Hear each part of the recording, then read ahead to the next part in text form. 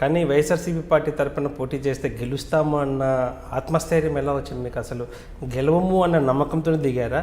ఎందుకంటే తెలంగాణ అప్పుడప్పుడే పుట్టిన బిడ్డ, తెలంగాణ వాదం చాలా తీవ్రంగా ఉన్నటువంటి ఆ పరిస్థితుల్లో వైఎస్ఆర్సీపీ పార్టీ తరఫున పోటీ చేసి గెలుస్తాను అన్న నమ్మకం అతి విశ్వాసం అవుతుందా?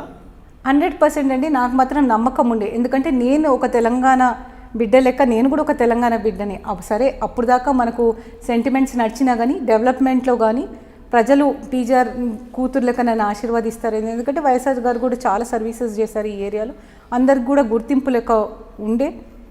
నాకు ఒకటి ఉండే సెంటిమెంటల్గా, మనం లాస్ట్ మూమెంట్లో పార్టీని వదిలేసి వెళ్ళొద్దు, నమ్ముకున్న మనం పార్టీ కోసం, పార్టీ మన కోసం అని సిద్ధాంతాలు నమ్మిన దాన్ని నేను.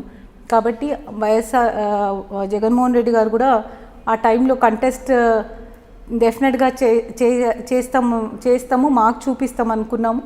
కానీ ఒక కాన్ఫిడెన్స్ ఉండే, ఖైరతాబాద్ అంటే మా పుట్టినిల్లు కాబట్టి కన్విన్స్ చేసుకుంటానని ఒక నమ్మకం ఉండే. చాలామంది చెప్పారు నాకు, కానీ నాకు అది ధైర్యం ఉండే, నమ్మకం ఉండే. మన పుట్టినిల్లో మనం ఎలాంటి పరిస్థితులను నెగ్గొచ్చు. నేను తెలంగాణకు కట్టుబడి ఉన్నాను యాజ్ ఏ ఇండివిజువల్. పార్టీ ఏదన్నా కానీ నేను తెలంగాణకు కట్టుబడి ఉండేను. చెప్తున్నాను కదా, యాంటీ తెలంగాణ దేంట్లో కూడా పార్టిసిపేట్ చేయలేదు కాబట్టి నేను జస్టిఫై చేసుకోవచ్చు. నన్ను కూడా నమ్ముతారని ఒక ఉద్దేశంతో ఎంతవరకు మనం సాధించినాం ఇప్పుడు దాకా as a Vijaya Reddy, PGR daughter ఒకటైతే యాజ్ విజయారెడ్డి నేను ఎంత సాధించినా నేను చూడాలనుకున్నాను. జగన్మోహన్ రెడ్డి గారు పార్టీలోనే ఉండి, వైఎస్ఆర్సీపీలోనే నేను ఉండి కంటెస్ట్ చేశాను. చాలా తక్కువ మంది ఉండే, అప్పటికి పెద్ద పెద్ద వాళ్ళందరూ వెళ్ళిపోయారు, ఆల్మోస్ట్ అందరూ బయటకు వెళ్ళారు. కానీ నేను మాత్రం కాన్ఫిడెంట్గా, అప్పటికి నాకు వేరే పార్టీస్ది ఆప్షన్స్ ఉండే, కానీ నేను మాత్రం క్లారిటీ తోటి వైఎస్ఆర్సీపీలోనే సేల్ కావాలనుకున్నాను, సేల్ అయ్యాను. నాకు ఇప్పుడు కూడా ఏం రిగ్రెట్స్ లేవండి. డెఫినెట్గా I'm happy with what ever I have done. ఇప్పుడు కూడా నాకు అదే కాన్ఫిడెంట్ మాట. మొన్న ఇప్పుడు ఎక్కడ నిలబడినా నేను నా వంతు నేను చేసుకోగలుగుతాను అన్న నా విజయారెడ్డి అంటే ఖైరతాబాద్లో తీసేయలేము అట్లీస్ట్.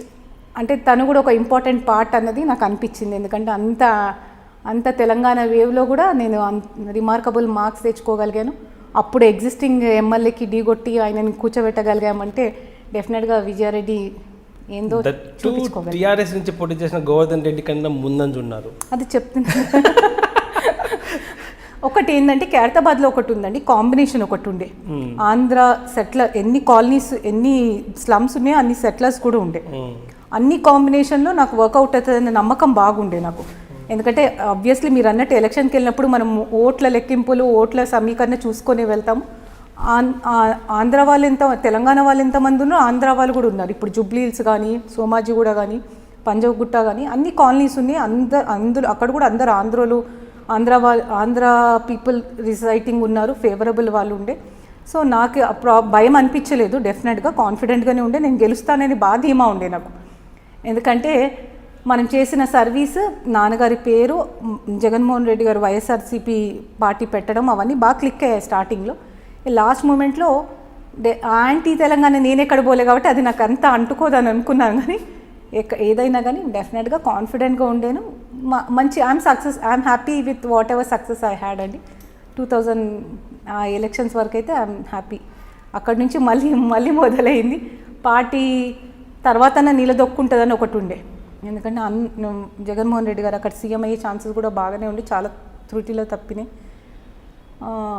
అక్కడ ఉన్నా కానీ మనం ఇక్కడ నుంచి స్ట్రాంగ్గా స్ట్రెంత్ అని మనం ప్రొసీడ్ అవ్వచ్చు అనుకున్నాం. కానీ ఒక్కసారి అక్కడ వైఎస్ఆర్సీపీ ఇది కావడము, జగన్మోహన్ రెడ్డి గారు కూడా మొత్తం ఆంధ్ర పాలిటిక్స్లో దిగాల్సి వచ్చింది. ఆయన కూడా ఇక్కడ తెలంగాణ సైడ్ చేయలేకపోయేసరికి మళ్ళీ మా పరిస్థితి అదే వచ్చింది, A2 అన్నది అనుకున్నప్పుడు టీఆర్ఎస్ గవర్నమెంట్ టీఆర్ఎస్ పార్టీ మాకు ఒక మంచి ఆప్షన్ అనిపించింది.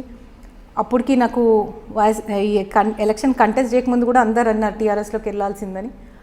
అప్పుడు నాకు మాత్రం ఆలోచన లేకుండా అటు చూడని కూడా లేదు. డెఫినెట్గా ఇప్పుడున్న ఆప్షన్స్లో అది బెటర్ అనిపించి